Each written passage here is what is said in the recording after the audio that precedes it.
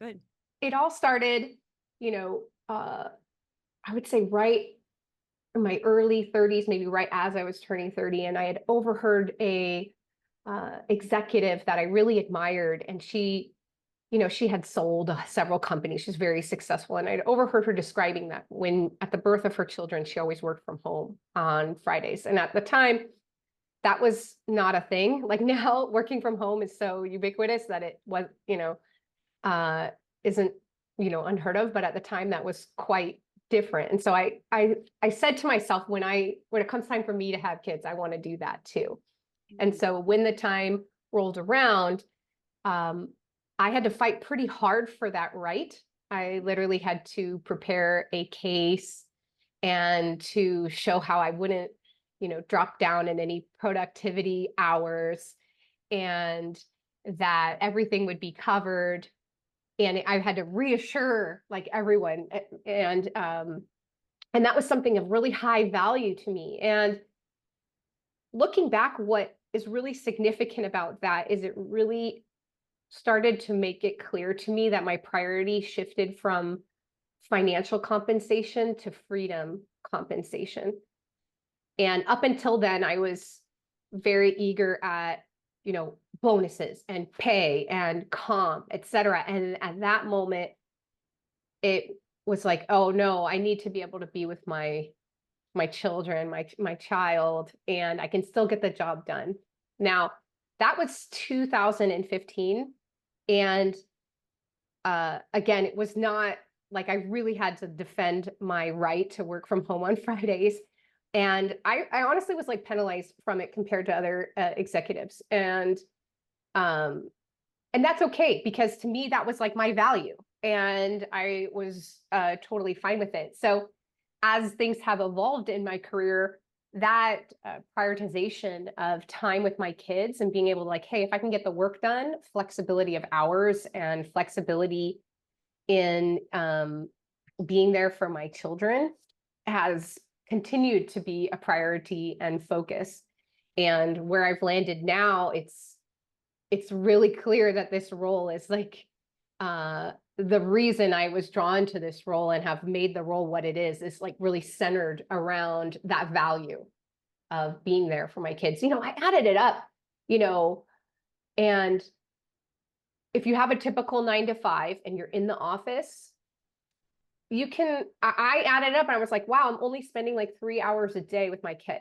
By the time I feed breakfast, and not like attentive 3 hours, like shuffling, doing other stuff.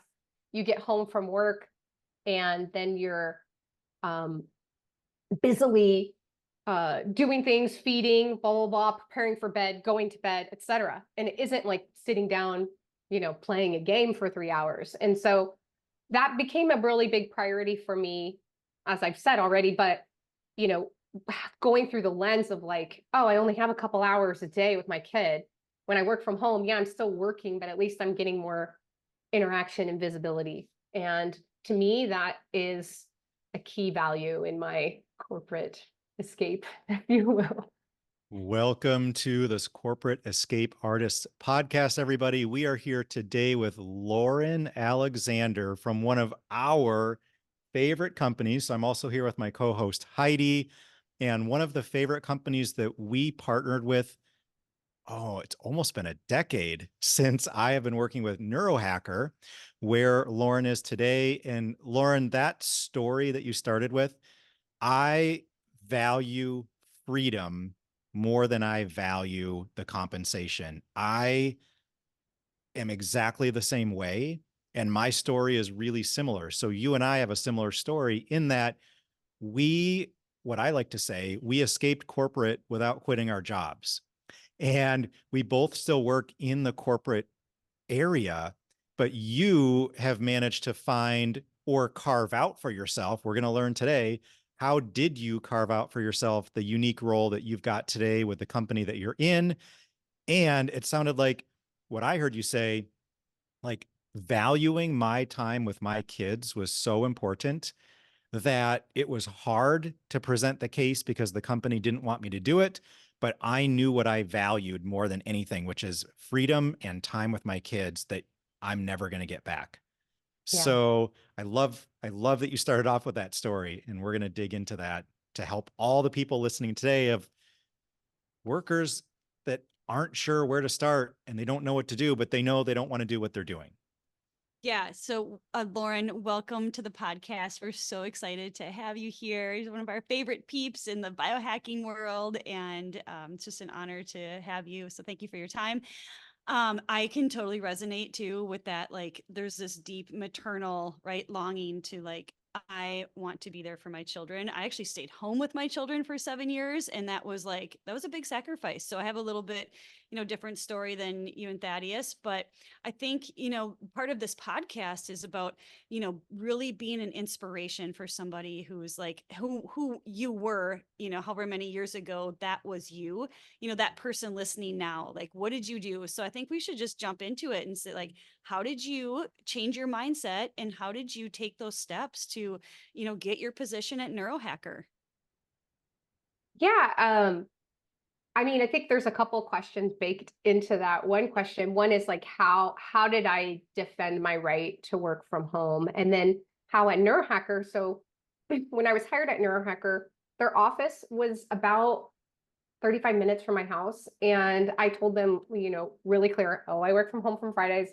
And by the way, like this is kind of a long commute, so I'm going to take another day in, you know, and and then they ended up moving again, adding another 15 minutes to the commute. And I, made it really clear that like, hey, I'm only going to come in 2 days a week. And then the pandemic happened. Our company decided to go fully remote. And no longer do I need to negotiate my work from home, right? I was pulling up some stats, like, and I was really kind of surprised that according to Forbes, only 28% of US employees have a hybrid model right now, as things have shifted since the pandemic, and so many companies have, reclaimed or required people in office. And the same poll was executed. 98% of people say they would like to work a remote hybrid. And so seeing that like huge mismatch, and coming from a perspective of that being really important in my comp and in the kind of roles that I take or even look and projects, et cetera, it kind of is, it's silly to me as I see these like articles coming out that like, oh, this big company's pulling everyone back in, et cetera, when, you know, it it seems like everyone's asking for the opposite of that. And in terms of like how I, you know, head of marketing, that's my, my jam. So I do have performance metrics that are easy to measure in terms of job performance. And so that does put me in a position where I can ask for something, point to numbers, we can watch the numbers and prove that they're not declining, or in fact, they are increasing due to increased productivity from coming from home. Not every position has that, but many do. And I would say, even if with a little creativity, a person could look at their role and find a number that is trackable associated with a role. If they work in support, number of phone calls they do. If they work in sales, it's very easy, clients they brought on. But, even someone that's doing, social media work or something like that, there's always a number, but you have to get kind of creative about achieving that. And so that would be my advice if like someone's like, oh, they're making me come back at home, and being like, look at what kind of case can you make that could, make the team feel confident that you're not going to lose productivity by working from home. Yeah, if you're trying to engineer a remote or a work from home role, I think coming up with a metric can be one way to do it, that people show the company how to win. Like the company either wants to save money or make money. Like those are really the two things that corporations want to do. And if you can show them some way that you can do either or both, it should be a win for the company and for you, right? So it's like coming up with that metric or that case.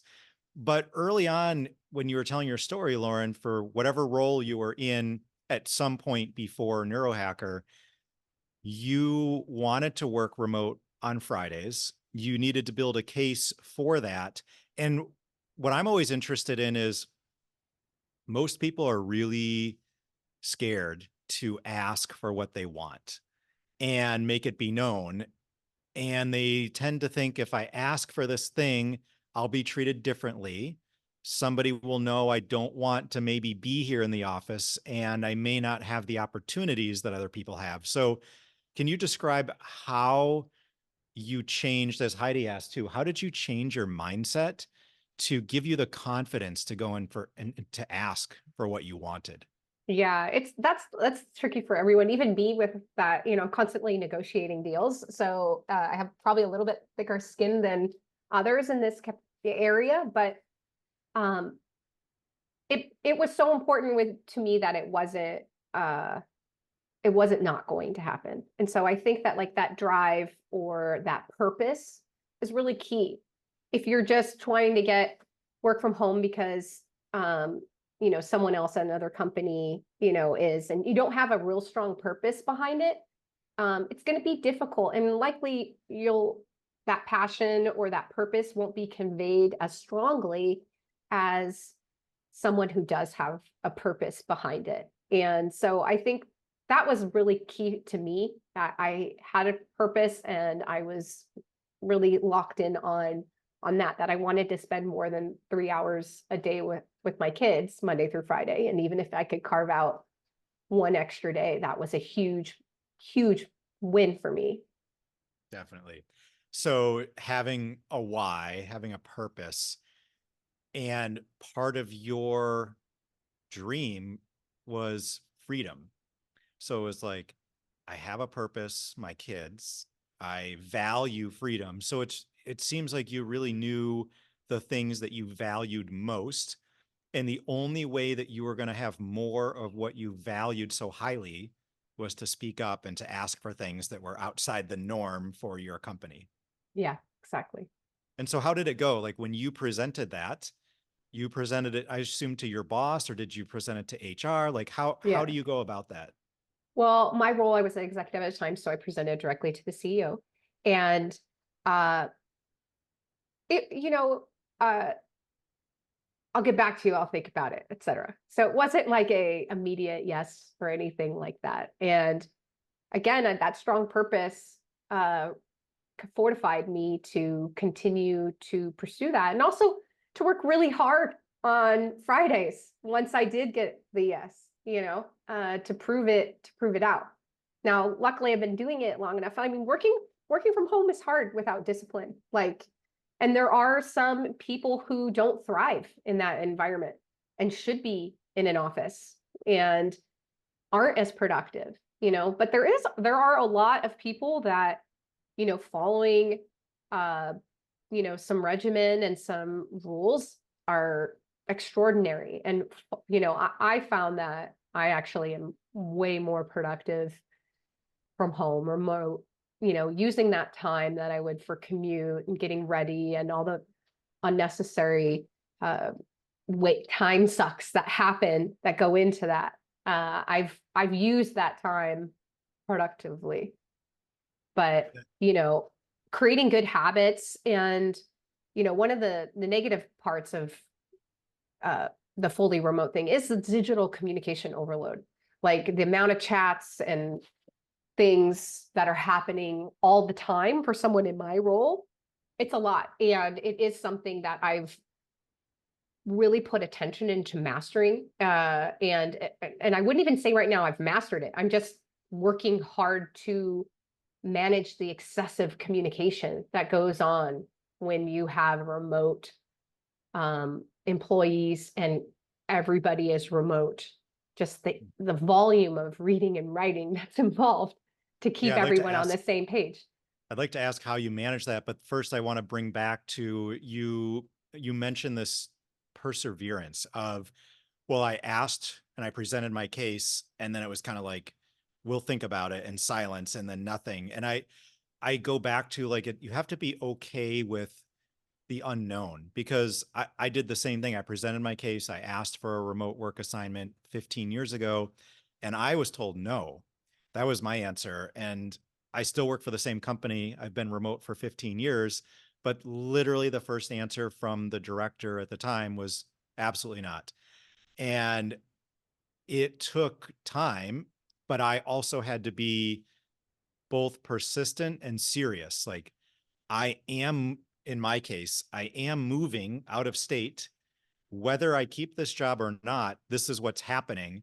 And I would love to keep the job. And the answer was no. So it's like, okay, well, I'm not backing down. Like, this was my decision. I value place. So for me, it was all about place and where I was going to live. And for me, also raising kids was the reason I wanted to be in that place. And it took another 2 months, and it went up to some executive. And then they said, yes, we'll do it for 6 months and try it. So during that 6 months, and you said there was like a trial period on Fridays, you're like, I'm working really hard on Fridays. And me, I was like, I'm super engaged. I had to relearn my whole daily routine to be productive and not distracted working from home. And it's hard at first to change that environment so much and stay productive. So you're mentioning chats, emails. Now everyone in your current company is remote, is what it sounds like. How do you manage like an overload and stay productive and keep people moving forward? Right, right. Yeah, it's so a while ago I adopted this like 5 sentence email rule. I don't know if you've heard of it, No. where I forget the originator, some brilliant, well, very successful CEO, but he basically said, if you have to write an email that's longer than 5 sentences, either one, you're doing it wrong, or it requires a meeting. And um, and so I adopted that, and it's been really clear. It's streamlined a lot of the fluff and a lot of the extra energy that like goes into that. And I try and teach my team that as well. And if you have to communicate a concept longer than 5 sentences, it really isn't appropriate for a chat. It isn't appropriate for an email. And we shouldn't be wasting a lot of back and forth on that. And so that's certainly one rule that I highly recommend adopting. I think that these long letter style emails are not appropriate anywhere in this workforce. When I see them come through my desk, I'm like, no, I do not want to read 400 words on your email. I have, the volume to get through. So I think setting really hard rules on your office hours too is important. And because the chats can come in. We have people across time zones. And so I am rather kind of rigid in my times of day. I will look at chats or be responsive to just random questions that pop into people. That's my job to be accessible, but it also doesn't mean I need to be accessible 24 hours a day, 7 days a week. And I think, that realization, okay, so me 10 years ago, maybe 15 years ago, I actually did think I needed to be accessible 24/7 in order to earn my paycheck. I really did. And I really stressed myself out and worked in a way around that. And maybe it's maturity, maybe it's like surrender, meditation, whatever. But I no longer believe that to be true because the data and performance doesn't support that belief that round the clock working is creates more value to the organization than me getting my job done, growing the business, but having limitations on my access to the business.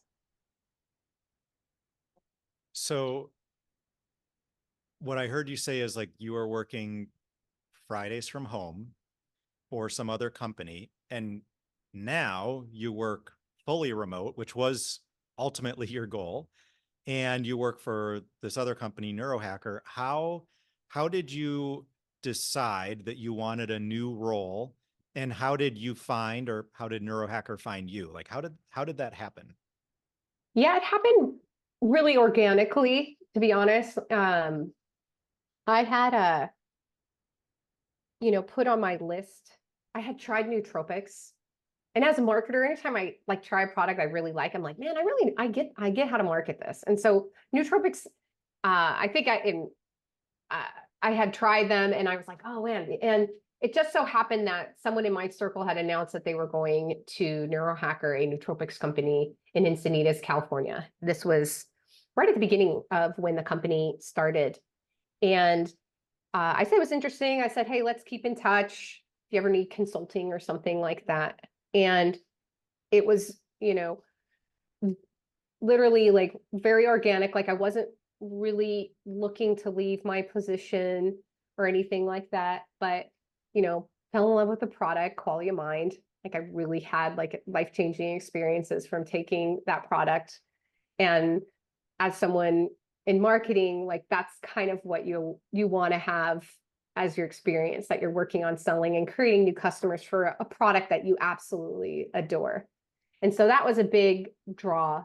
And then in addition to that, like getting to know the founders and the people at this team, which are a really unique, as you know, unique collection of literally neuroscientists and doctors, and then biohackers and some very eccentric thinking folks in the mix.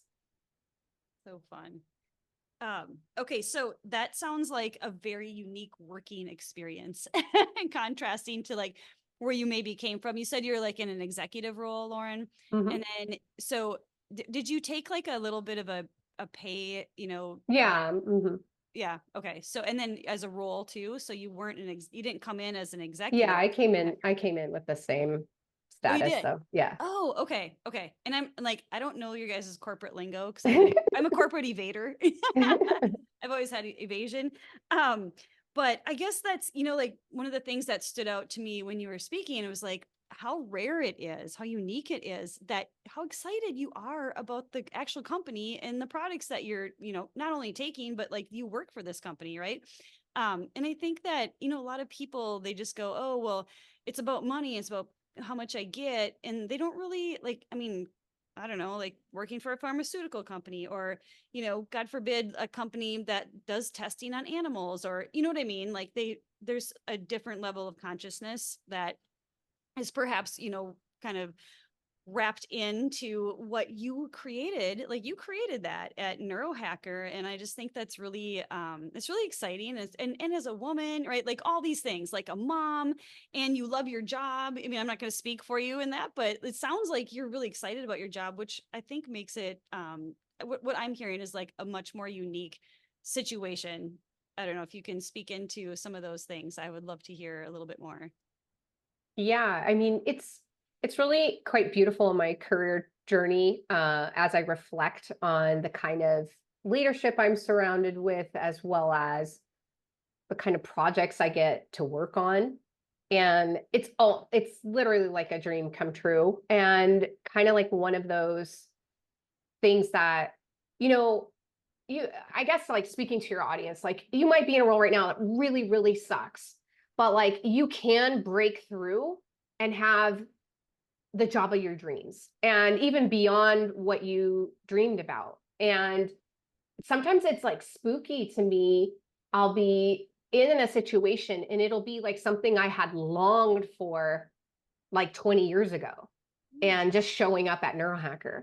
And our COO that I get to work with every day is like so amazing and so supportive, and like the mentor that like I had always dreamed of, and filled the gaps that I had always wanted filled, and it was just handed to me, and then on top of that, to just really be surrounded with just an incredible team, and then the team that I get to manage as well. And so I've been able to bring on people in marketing and really grow that team. And I continue to be inspired by the people who work, technically under me. And it's just this great circle. But, it didn't happen there overnight. I think that like I have these like values now where I'm like, oh, cash isn't as important as freedom, and being in love with the product and the workplace is more important than cash, and all of that. But a lot of times that those luxuries have been afforded to me due to my talent in my domain, and also like my work ethic, and also my perseverance. And if any of those three items I had been compromised, or I didn't have the enthusiasm and energy around my role, I don't think I'd be afforded those luxuries of being able to choose the projects I work on and my schedule and the autonomy that I have. So it definitely, in some way, it's a gift. And in some way, I feel like I have earned it simultaneously.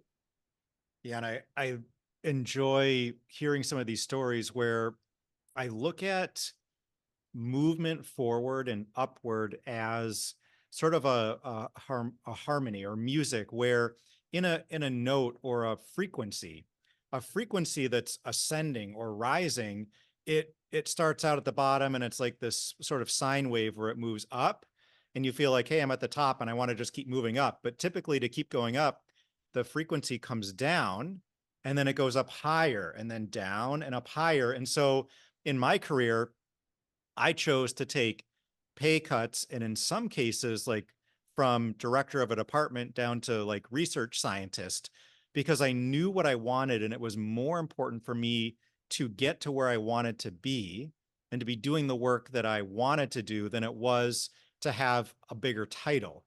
And what it ended up doing is like, if you recognize that there's a down slope that you need to come down in order to go up higher. And this is how life cycles. It never moves in a typically straight line, straight up. There's always this downward movement before you propel further upward than before. And I think that's something that people could get comfortable with when they know that. And they say, oh, I don't look at this as a step down. I'm looking this as my step to get higher than I could have gotten where I am today. And it sounds like with Neurohacker, wherever you were in your other companies, you have made a move that combines a product that you love, an environment that you wanted, the freedom you were looking for, and working with people that inspire you and mentor you. I mean, it's like everything that you could have wanted in one place. Yeah. And so even if you maybe didn't do that on purpose, although it sounds like you did, when you got into the place where you are today, how did you navigate to find a mentor? Like, do you have a mentor today and people that inspire you, and how did you make those relationships? Yeah, this whole mentor trend is kind of funny to me because I haven't ever like sat down and been like, I'm going to get a mentor, but my personality type, it is kind of a searching for awe in people. And so, and really dedicated to learning. And so I feel like when I find someone that has a skill set or domain that I just am awe-inspired by, like they just can't get rid of me. Like there's no like exchange of like, I'm your mentor now, but like it's happening. And it just, I can't even help myself in that regard. And so I think, there are definite, advantages to just being really excited about what someone else is working on. And they're going to want to share that with you. Absolutely. One question that a lot of people are interested in is, if you could go back and do things over completely, what would you change about anything? Like for me, I'm like, I would never go to school for chemical engineering ever. I would never do that over. I would never do it again. But what are the things that you would do differently now that you know what you know?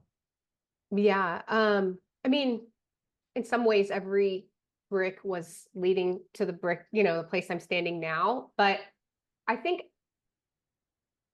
my mindset and perspective, if I could like talk to younger versions of myself and explain like how you did the ebb and flow of things, I probably could have mitigated a lot of suffering and internalization, maybe trauma that I brought on to myself. The formal education thing is kind of interesting. My degree, I would say by definition, a businesswoman, right? And marketing emphasis. And my formal education, I'm an English lit major. And as much as I love it, and all the writing really was helpful, it probably would have been more useful to get a business degree. But maybe not, again, like every stone kind of leads to where I'm standing now, and they all kind of contribute to today. Beautiful. They all do. And that's the thing. It's like, I would never do chemical engineering again. And I don't do chemical engineering now. I never did. I went to work for a huge company as a chemical engineer, and I was supposed to be doing it. But while everyone else was doing this math and all these calculations, I was just guessing based on intuition and based on like how things looked in the pilot plan. And it worked better than what they were doing and faster. So I kind of like tell people like, I'm not a real engineer because I never really learned how to do it appropriately. So maybe I would do it again because it got me here, because people see the degree and they're like, sure, we'll take you for this role, whatever. Every stone gets you to where you are today. And I think what people are interested in is, what would you recommend, or what is your advice for people? Because everyone's like, if you look at people that are doing the things that they love and they really are more advanced in their careers, like you're an executive and you've been one for a while, other people are like, how do I get that? Like, what is your advice to people that are in a corporate job that they hate right now? Right. So a couple of years ago, I've hired and fired a lot of people. And a couple of years ago, somehow I came across, or an HR person recommended this book, Motivation-Based Interviewing. And it is incredible. In fact, anyone who ever interviews or hires someone, it's not a long book. You should read it. It will really make you a lot better at hiring people. And one of the key things on that book is understanding people's motivation and then the behavior they take around what motivates them. So a lot of people in interviews will say, oh, I want to be an executive. Then you're like, okay, what steps have you taken to pursue that dream? And it's like that idea of taking steps towards a goal is foreign, And so, this book not only taught me how to kind of identify people with it. In fact, hiring people with the right motivation for the role that you're hiring is so incredibly important. But identifying that, you can have someone that has a lot of career experience, but you can quickly understand by talking to them that their focus and motivation is completely elsewhere or completely unattached to the role that you're hiring from. Or they are motivated, but they have no behaviors that support continued motivation in that aspect. And so my kind of advice is to like really think about that. Like, if you're truly motivated to be an executive, like, there's a plethora of books and self-help and, gurus out there that can, give you some idea or some clues on how to start down that path. But have you started it? Are you willing to take any action towards that? No one is going to hand you, there's a dream, right? Like, I'm going to have a lot of money for no work, a beautiful house for no work. It's just going to be handed to me. I mean, that's winning the lottery. That's not a job.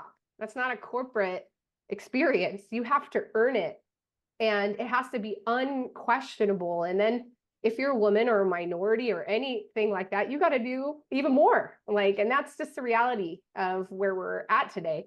And instead of being angry about it, just change your behavior and earn it. And you'll be surprised what will happen. I I love that. And it's not surprising what will happen because you're encouraging somebody to find out what they want and then to actually take action steps to pursue what it is they or you want. And it's something I run into all the time. It's, what do you want? Well, I want this. What have you done to get there? Nothing. Or I'm hoping, or I'm putting up things on a vision board. But you can fantasize all you want, but until you take inspired action, you're never moving closer to that idea that you envision. And then the other piece to that, okay, because I have things that like, oh, I want to do this.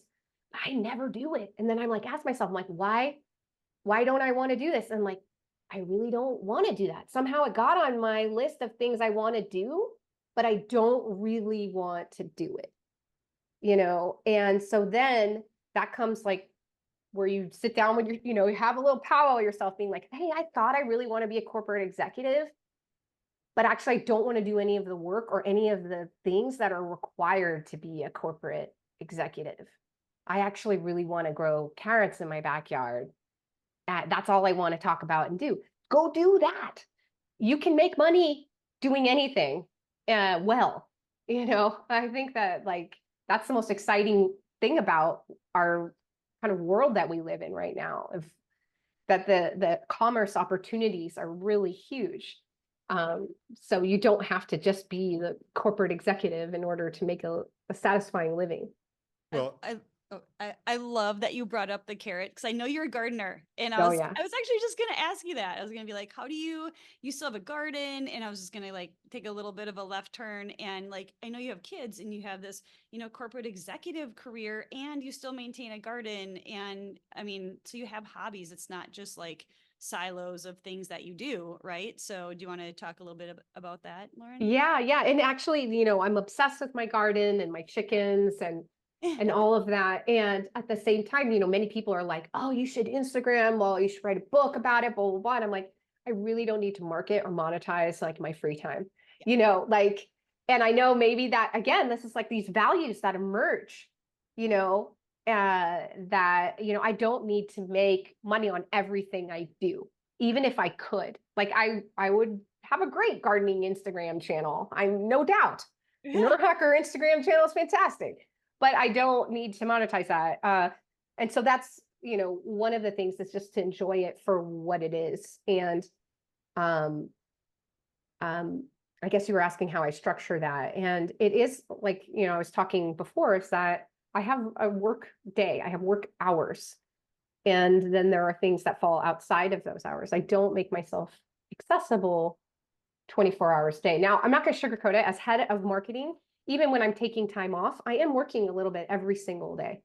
There is not one day that I'm not at least logging an hour of between email and communication and campaigns or ads or whatnot. But sounds like a very entrepreneurial mindset within a company structure, which is phenomenal. And then, so I know we're getting really close to time, and I do want to find out like what's new and exciting for you and Neurohacker, like in this last couple moments. Yeah, I mean, Neurohacker. So, as much as we all love Neurohacker in the company, it's been a slog, getting our growth the way that I see it in my mind. And right now, we are really churning in a way that's exciting. Our business is growing really, really fast. And as a marketer, that's what I want. That's a dream. We're put on the map because of quality of mind. And we have a second flagship now, Quail Senolytic, which is outselling Quality of Mind now. And so kind of as the leader of the band, we have more than one hit, and that's that's how I look at it. And that's really exciting. And then we released last year Qualia NAD, and it's trending in the same direction where it looks like it's another flagship. So I'm really afforded now, instead of having just one major hit, to have 3 hits, and the business is just growing in this amazing way right now. It's really, really an exciting time to be part of Neurohacker and to watch how it evolves. Me personally, I, a couple years ago, got really into camping. I never camped as a kid, and I went for my first time and I just fell in love with it. And so that sort of graduated from a few times a year to now this year, nearly every summer weekend, I have a camping trip planned, either locally or just an hour or two away from my home, mostly beach campsites. So that's more for my kids and for me, and also was really amazing for the balance of like getting outside and getting that sunlight.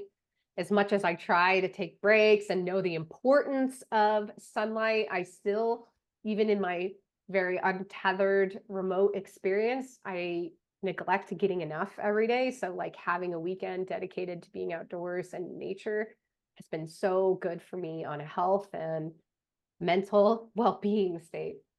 You must follow Primalhacker. So yeah, last question is, how can people find out more about nootropics, senolytics, and NAD? Because most people listening to this have no idea what any of those are. So how can they find out more, in either more about you, the company, or those concepts? Yeah, so I mean, shout out to you guys. Your channel, Primal Hacker, has a lot of information. And then also neurohacker.com and our Instagram, neurohacker, will have a ton of information as well.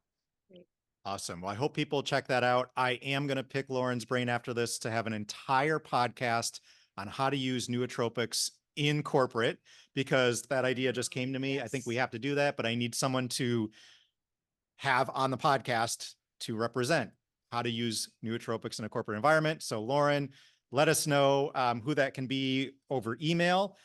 Thank you so much for being here. We could talk to you for another hour. I know you have a hard stop. We'll have you back on. I guarantee it. Yeah, this is great. Thank you so much, Lauren, for your time and energy and your commitment to like your kids. I love that. Like, yeah, yay. Thank you guys. Yeah, thank Great. you.